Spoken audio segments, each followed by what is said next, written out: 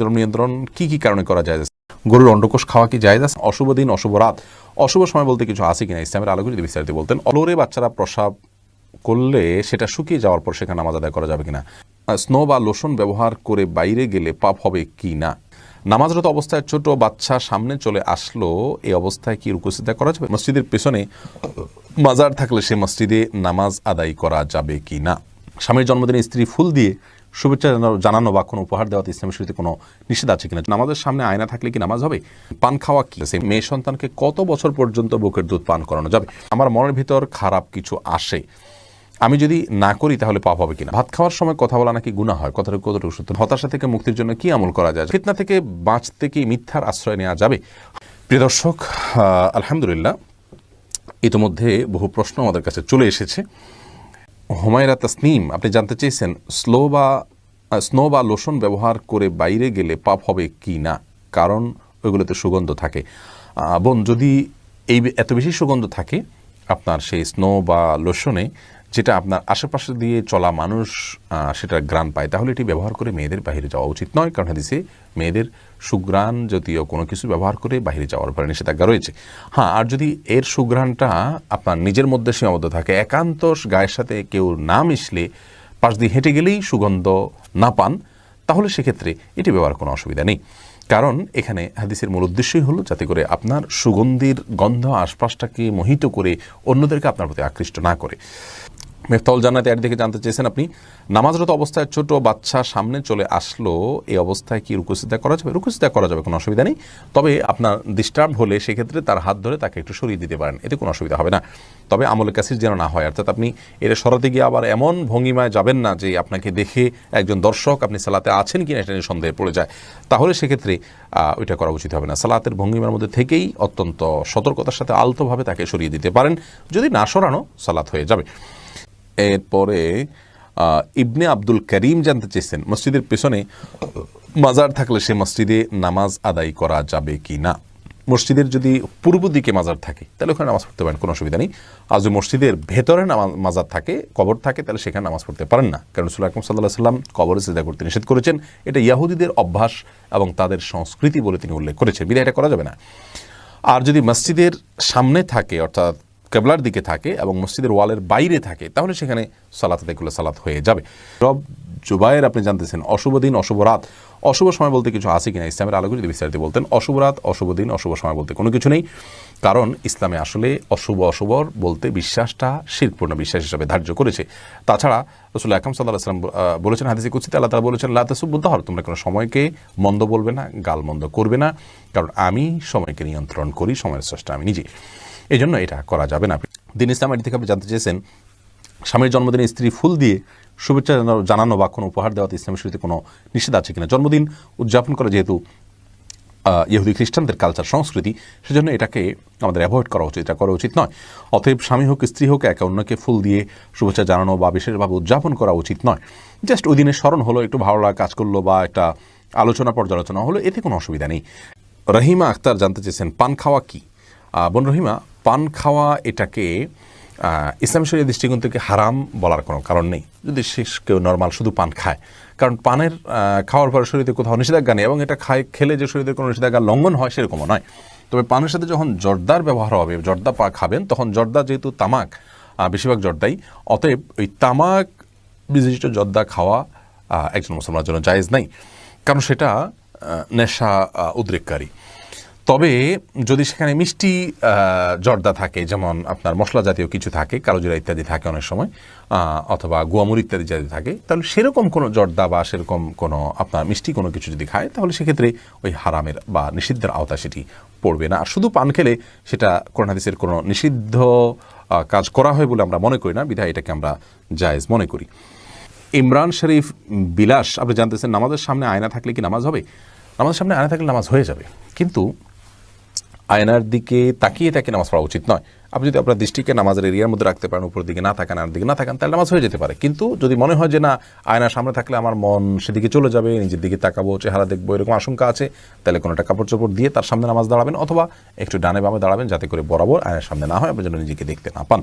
অর্থাৎ আপনার নামাজের মনোযোগ যাতে নষ্ট না হয়, সেটাই হলো মুখ্য বিষয়। আয়না এখানে একেবারে গৌণ, আয়না থাকুক বা না থাকুক তাতে কোনো অসুবিধা নেই। তাহসিন নাজনীন, আপনি জানতে চেয়েছেন মেয়ে সন্তানকে কত বছর পর্যন্ত বুকের দুধ পান করানো যাবে।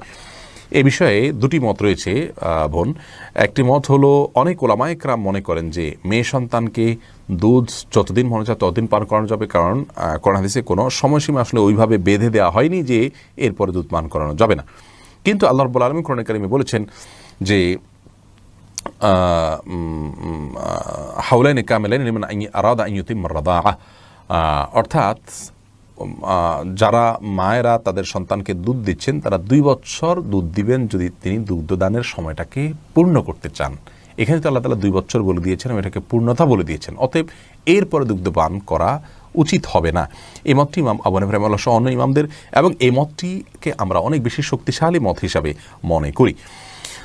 তাছাড়া আমি যতটুকু আপনার এ বিষয়ে জানতে পেরেছি যে চিকিৎসা বিজ্ঞানও বলে যে এরপরে বয়স্ক হয়ে গেলে, বয়স বেড়ে গেলে তারপরে আর শিশু মায়ের দুধ পান করলে সেখানে সে উপকারিতা আসলে আর থাকে না। তো সব মিলিয়ে এই মতটাকে আমরা বেশ শক্তিশালী মত হিসাবে মনে করছি। হাবিব আদনান জানতে চেয়েছেন, আমার মনের ভিতর খারাপ কিছু আসে, আমি যদি না করি তাহলে পাপ হবে কিনা। মনের ভিতরে শুধুমাত্র এসেছে, মুহূর্তের ভিতরে আপনি আবার নিজেকে অন্যদিক ফিরিয়ে নিয়েছেন নিজের মনটাকে, তাহলে আপনার কোনো গুনাহ হবে না। আর যদি খারাপ কিছু আপনি জল্পনা কল্পনা এবং পরিকল্পনা আঁটেন, খারাপ কিছু যদি মনে মনে করতে থাকেন, ভাবতে থাকেন, ভেবে আপনি মজা নেন, তাহলে সেক্ষেত্রে আপনার গুনাহ হবে। আর যদি কোনো খারাপ কাজ করবেন বলে পরিকল্পনা করেন কিন্তু কাজটা না করেন, তাহলে গুনাহ হবে না। তাহলে 3টা অপশন আমরা পেলাম। মনের ভিতরে কোনো খারাপ কাজের চিন্তা ভাবনা এলো, আসার পর আপনি সেই খারাপ কাজটি মনের ভিতরে চিন্তা আসার সঙ্গে সঙ্গে যখন আপনার মধ্যে আসলো, তার কিছুক্ষণের মধ্যে আপনি সাথে সাথে এড়িয়ে ফেললেন। কথার কথা, বাজে কোনো চিন্তা আসছে কোনো মেয়ে মানুষকে নিয়ে বা অন্য কাউকে নিয়ে, সাথে সাথে আপনি নিজেকে অন্য চিন্তা মগ্ন করে ফেললেন, ইস্তেগফার করে নিলেন, ইনশাআল্লাহ এর কারণে গুনাহ হবে না। এটাকে হাজেস বলা হয়। অন্তরে আসলো আর চলে গেল, এটা আপনার নিয়ন্ত্রণের বাইরে। এজন্য আল্লাহ তাআলা আপনাকে এর জন্য গুনাহগার সাব্যস্ত করবেন না। দ্বিতীয়ত হলো, মনের ভিতরে আপনার কোনো বাজে চিন্তা আসলো, সেটাকে আপনি মনের ভিতরে নিজে নিজে স্মরণ করে করে মজা নিলেন মনে মনে, তাহলে আপনি এটা গুনাহের কাজ করলেন। কারণ অন্যকে নিয়ে বিশেষ করে জেনার বিষয়গুলো আমরা বলতে পারি যে অন্যকে নিয়ে মনে মনে আপনি জেনা করলেন, মনে মনে আপনি কল্পনা জল্পনা করলেন ইচ্ছাকৃতভাবে, তাহলে আপনি গুনাহে লিপ্ত হলেন, এটা গুনাহ হবে। আর যদি এমন হয় যে আপনি কোনো একটা গুনাহ করবেন, পরিকল্পনা করেছেন, আপনি চুরি করবেন, ডাকাতি করবেন, মিথ্যা বলবেন, প্ল্যান করেছেন, কিন্তু পরে সেটা করেন নাই, তাহলে সেক্ষেত্রে আপনাকে আল্লাহ রাব্বুল আলামিন গুনাহগার হিসেবে সাব্যস্ত করবেন না, যেহেতু আপনি সেই কাজটি করেন নাই, বরং আপনি কাজটা থেকে ফিরে আসার কারণে একটা সওয়াব পাবেন, যেমনটি হাদিসে বর্ণিত হয়েছে। তাহলে 3টা ক্যাটাগরি আমরা পেলাম। আসমা আক্তার জানতে চেয়েছেন, ভাত খাওয়ার সময় কথা বলা নাকি গুনাহ হয়, কতটুকু সত্য না বোন? এটি সঠিক কথা নয়। ভাত খাওয়ার সময় কথা বলার ব্যাপারে নিষেধাজ্ঞা কোনো দেশে কোথাও আসেনি। আমাদের দেশে অনেকে বলেন ভাত খাওয়া আর নামাজ পড়া সমান, অর্থাৎ সলাতের মতো এটা গুরুত্বপূর্ণ কাজ, সলাতেও কথা বলা যায়, এখানেও কথা বলা যায়, এটা আমাদের মন গড়া কথা, কোনো দেশে এরকম কোনো কথা বলা হয়নি। তবে হ্যাঁ, ভাত খেতে বসে একেবারে খুব বেশি অতিরিক্ত কথা বলে খাবার আপনার গলা আটকে যেতে পারে, নিজের কোনো ক্ষতি হতে পারে, এরকম করা উচিত নয়। এটা ডাইজেস্টের জন্য ক্ষতিকর, স্বাস্থ্যের জন্য ক্ষতিকর। আমাদেরকে ভালো করে চাবিয়ে খেতে হয়, যে আমাদের স্বাস্থ্যের জন্য ভালো। অতএব আমার স্বাস্থ্যের জন্য ক্ষতিকর আমি যখন জানতে পেরেছি কোনো কিছুকে, ইচ্ছাকৃত সেটা করা উচিত নয়। হ্যাঁ, 2-4টা কথা বলা, সালাম দেওয়া বা আসেন বসেন, হালকা পাতলা কথা বলাতে কোনো অসুবিধা নেই। মাহবুব রব্বানি বলেছেন, জানতে চেয়েছেন হতাশা থেকে মুক্তির জন্য কি আমল করা যায়। আপনার প্রশ্ন উত্তর হলো যে হতাশা থেকে মুক্তির জন্য সর্বপ্রথম আল্লাহর উপর ভরসা থাকতে হবে যে আল্লাহ রাব্বুল আলামিন আমাদের সমস্ত সমস্যার সমাধান করবেন, সমস্ত কার্য সিদ্ধ করবেন। বিধায় আপনার অস্থিরতাকে কাটাবার জন্য আল্লাহর উপর ভরসা হলো মূল বিষয়, যে আল্লাহ রাব্বুল আলামিন দুঃসময়কে পার করে সুসময় আমাকে দান করবেন। দ্বিতীয়ত, আপনাকে হতাশা থেকে মুক্তির জন্য, বাঁচার জন্য বা বিপদ দূর করার জন্য আপনাকে দুরূদ বেশি করে পাঠ করতে হবে। দুরূদ বেশি করে পড়লে মানুষের পেরেশানি দূর হয়। ইস্তেগফারটাও আপনি বেশি করে পড়বেন, এর মাধ্যমে আল্লাহ তাআলা পেরেশানি দূর করেন। দোয়া ইউনুসটা বেশি করে পড়বেন, রব্বানা দোয়া ইউনুস লা ইলাহা ইল্লা আনতা সুবহানাকা ইন্নী কুনতু মিনাজ জালিমিন, এটা বেশি করে পড়বেন। এগুলো সবগুলো মানুষকে পেরেশানি থেকে মুক্ত হতে সহায়তা করে। বোন শামীমা নাসরিন, আপনি জানতে চেয়েছেন ফিতনা থেকে বাঁচতে কি মিথ্যার আশ্রয় নেওয়া যাবে? হ্যাঁ, ফিতনা থেকে বাঁচতে বলতে জেনায় পতিত হয়ে যাবে বা জীবন হুমকির মধ্যে হবে, এরকম বিপদ থেকে বাঁচার জন্য কেউ যদি মিথ্যার আশ্রয় নেন সেটি জায়েজ হবে, যদি সেটি সরাসরি মিথ্যা না হয় বরং ঘুরিয়ে বলা হয়, যেটাকে তাওরিয়া বলা হয়। ইব্রাহিম আলাইহিসসালাম যেটি করেছিলেন, মিশরের অত্যাচারী শাসকের সামনে তার স্ত্রীকে বোন বলেছিলেন।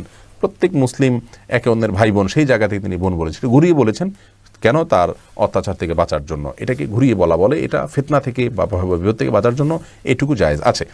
আজহারুল ইসলাম রতন, আপনি জানতেছেন গরুর অন্ডকোষ খাওয়া কি জায়েজ আছে? জায়েজ আছে, কোনো অসুবিধা নেই। আপনার মনে চাইলে আপনি খেতে পারেন, রুচিতে না করে নাও খেতে পারেন, কিন্তু জায়েজ আছে, ইসলামের শরীয়তে নিষিদ্ধ নয়।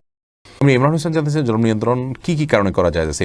জন্ম নিয়ন্ত্রণ করার জন্য জায়েজ, জন্ম নিয়ন্ত্রণ জায়েজ হওয়ার জন্য কয়েকটি শর্ত রয়েছে। তার মধ্যে প্রথম শর্ত হলো স্থায়ী পদ্ধতি হতে পারবে না, লাইগেশন বা এই জাতীয় পদ্ধতি, স্থায়ী কোনো পদ্ধতি হতে পারে না, অস্থায়ী পদ্ধতিতে জন্ম নিয়ন্ত্রণ করতে হবে। দ্বিতীয় শর্ত হলো জন্ম নিয়ন্ত্রণটা সন্তানকে কি খাওয়াবো বা আমার রুটি রুজি কম এই চিন্তা থেকে হতে পারবে না। যদি সাময়িক কোনো অসুবিধার কারণে, যেমন স্ত্রীর শারীরিক অক্ষমতা বা যে পরিবেশ আছে সেখানে সন্তান মানুষ করার মতো নাই, বা তাদের জন্য এই মুহূর্তে সন্তানকে লালন পালন করাটা কষ্টের হবে, এই জাতীয় বিষয়গুলো থাকে, তাহলে সেগুলোর ভিত্তিতে জন্ম নিয়ন্ত্রণ করা জায়েজ রয়েছে।